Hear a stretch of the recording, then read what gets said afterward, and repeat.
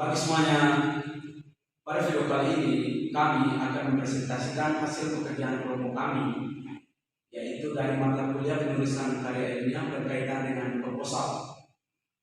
Namun sebelumnya kami perkenalkan dulu dari kelompok kami, yaitu yang pertama saya sendiri Arnoldus Sujansyendrejo, pemateri pertama, dan Pascalis Kaliberi pemateri kedua, dan Oksta Yoga pemateri ketiga. Jadi pada video kali ini kami akan mempresentasikan hasil pekerjaan dari kelompok kami berkaitan dengan proposal. Kemarin proposalnya ada tema, banyak tema, namun kami memilih tema pengabdian masyarakat dengan berjudul yaitu cegah COVID-19 dengan membagikan masker dan penyuluhan ke masyarakat sekitar. Lanjut. Yang pertama, yang kedua yaitu ringkasan.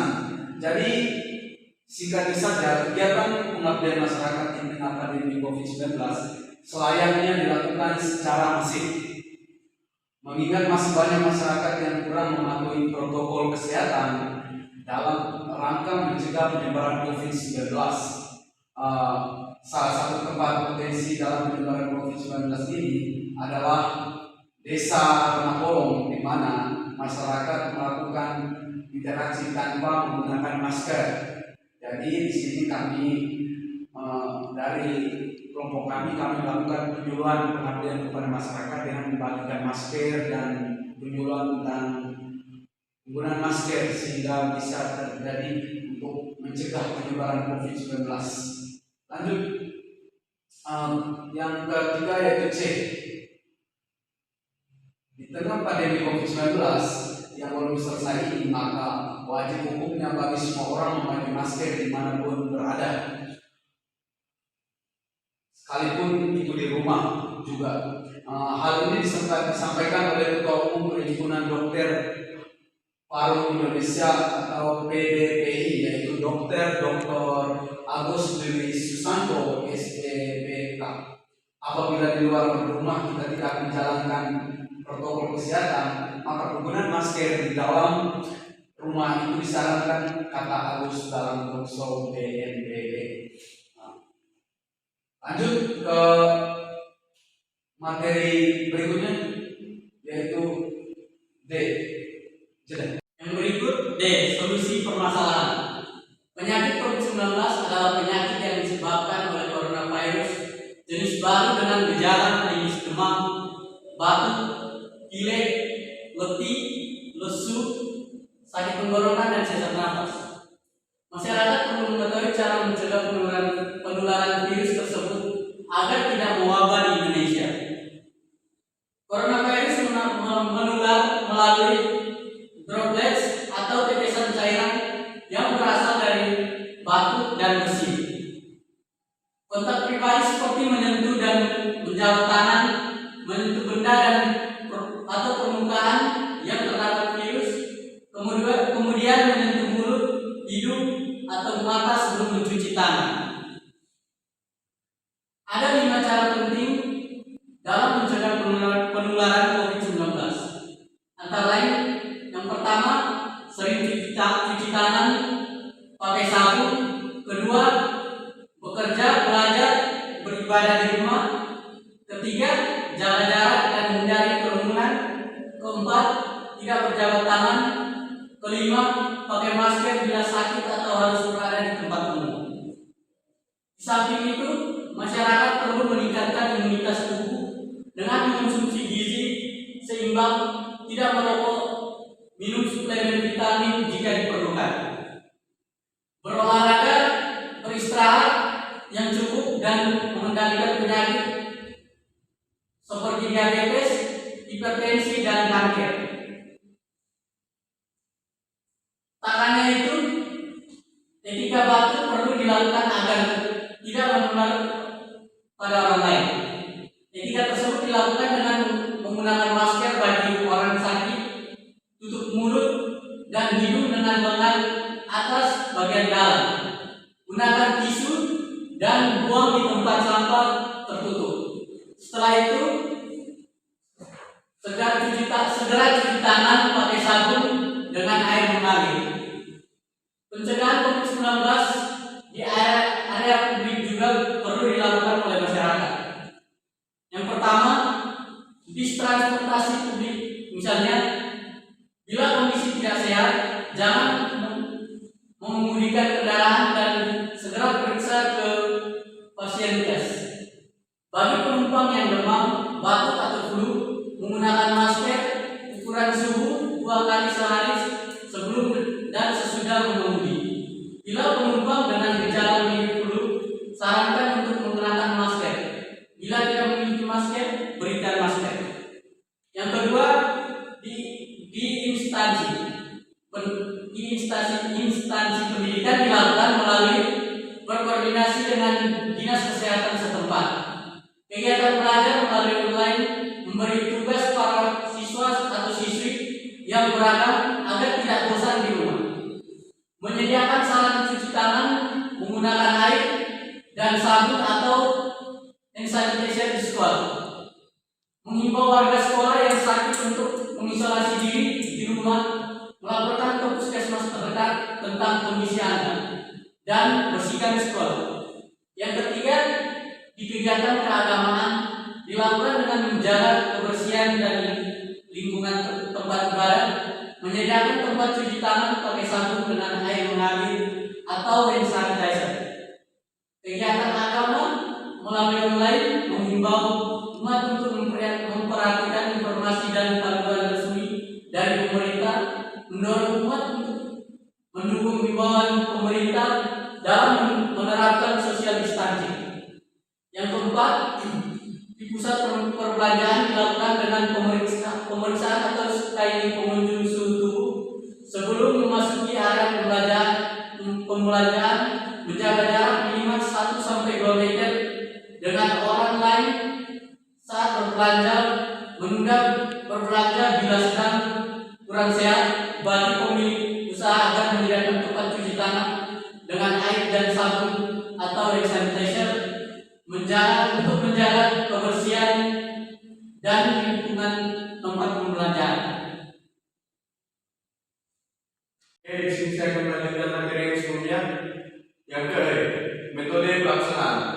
Metode pengabdian masyarakat yang dilakukan adalah mengikuti protokol kesehatan yang berlaku di mana kami sebagai petugas di dalam pelaksanaan juga memakai masker dan hand sanitizer serta cek suhu tubuh sebelum melakukan kegiatan. Kemudian mendatangi desa, duri tongkol serta memberikan penyuluhan dan memberikan masker gratis kepada para masyarakat yang sedang melakukan aktivitas. Lokasi dan waktu pengabdian. Lokasi pengabdian masyarakat adalah di desa Radang Kolong, Kecamatan Kota Kubah, Kabupaten Manggarai Timur, Flores, NTT. Waktu pengabdian masyarakat dilaksanakan pada hari Rabu, tanggal 15 Februari 2023, pukul 14.30 sampai 15.00 WITA. Peralatan yang digunakan adalah kotak masker dan hand sanitizer. Dan bahannya kami menggunakan antara lain hand sanitizer untuk sterilisasi tangan, prosedur pengabdian, masker disediakan oleh supplier Alkes dan dikirim dalam keadaan baik dan masih tersedia pada tim pengabdian masyarakat.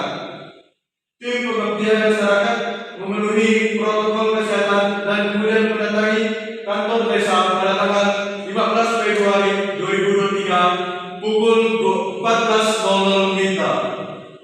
Tim pengabdian masyarakat memberikan penyuluhan kepada masyarakat setempat dengan memberikan masker kepada masyarakat. Tim pengabdian masyarakat mengumpulkan dokumentasi dan mengakhiri sesi sampai pukul 17.00 WITA. Yang A, rencana anggaran.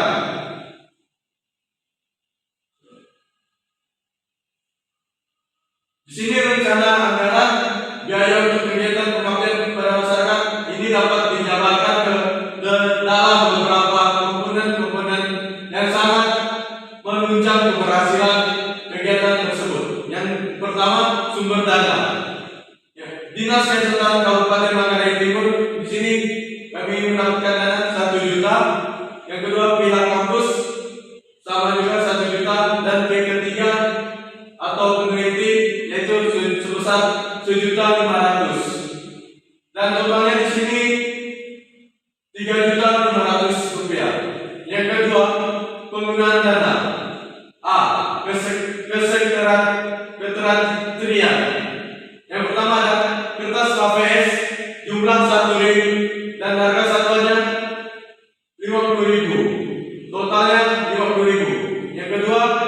materi penyuluhan jumlahnya 50 set, harga satuan 1.000 dan totalnya 50.000. Yang ketiga, pembuatan proposal dan bahan materi. Jumlahnya ada 4 set, harga satuan 50.000 dan totalnya 200.000. Yang keempat adalah materai. Jumlahnya 5 lembar, harga satuan 30.000 dan totalnya 30.000. Jadi jumlahnya kita jumlahkan dari ukuran 1 sampai 4, totalnya 330.000. Yang di sini bagian B, konsumsi di hari penyuluhan. Yang pertama kita menyediakan air mineral, jumlahnya 200, harga satuannya 20.000 dan totalnya 40.000. Yang kedua ada snack, jumlahnya 50 bungkus, harga satuan 2.000, totalnya 100.000. Jadi di sini jumlah di bagian konsumsi di hari penyuluhan sebesar 140.000. Yang ketiga perlengkapan. Yang di sini kita menyediakan yang pertama itu spanduk, jumlahnya 1 lembar, harga satuannya 70.000, totalnya 70.000 juga. Yang kedua plakat dan frame kenang-kenangan untuk kepala desa Rana Kolong, jumlahnya hanya 1, harga satuan 300.000 dan totalnya 300.000. Yang ketiga kita menyediakan hand sanitizer berjumlah 25 botol, harga satuannya 10.000 dan totalnya 250.000. Yang keempat kita menyediakan masker sebanyak 10 kotak, harga satuannya 25.000 dan jumlahnya 250.000. Jadi jumlah yang di bagian perlengkapan berjumlah 870.000. Yang bagian D kita menyediakan akomodasi dan transportasi.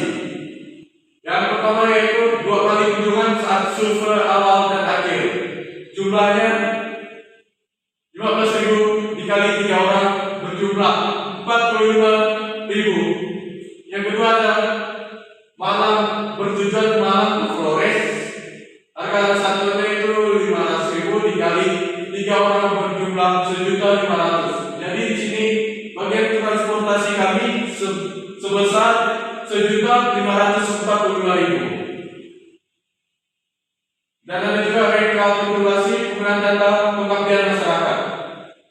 Yang pertama, kesekretarian berjumlah 330.000. Yang kedua, konsumsi di hari pelatihan berjumlah 140.000. Bagian ketiga, perlengkapan berjumlah 870.000. Dan yang terakhir ada akomodasi dan transportasi berjumlah 1.545.000. Jadi di sini sudah kami cantumkan sebanyak pengeluaran yang kami melakukan penelitian sebesar 3.155.000. Representasi kelompok kami sebagai proposal PKM telah selesai. Kami ucapkan terima kasih.